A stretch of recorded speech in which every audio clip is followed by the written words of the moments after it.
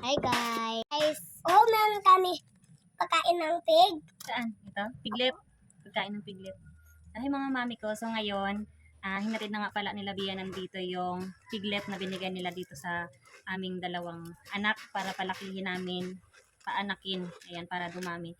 So, kahatid lang nila and bumili nga kami ng pagkain. Itong starter, syempre biik pa lang, starter muna ang aming biniling feeds. Ito, yan.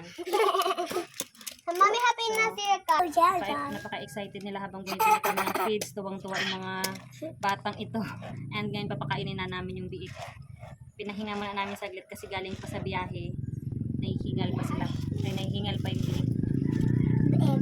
Ito na, pakain na natin doon sa piglet. Opo! Mag-get muna tayo ng water para mayroon din siyang inuman ng water. Opo, pawa. Hindi na siya nakasuka. Suka? Bakit magsuka yung piglet? Hindi yan suka, mami, di ba? Hindi. Yung ta... Pero doon sa likod, hanap tayo ng malagyan ng water ng piglet. Ano ito? Sige na, dalhin mo na dun. Opo. Dahil masisipag kayo at napaka-excited nyo. O, ang sisipag nila mga mi, oh. Sila daw yung magdala ng pagkain at inumin ng piglet. Yan ang aming piglet. Oh, wag ba? Ay, naku. Bakit mo binagsak? Takot na tuloy yung piglet. Binagsak mo yung pagkain. Alas tayo para dyan na. Alis muna tayo. Balikan lang natin. Nakaplay lang siya. Nahukay na siya doon.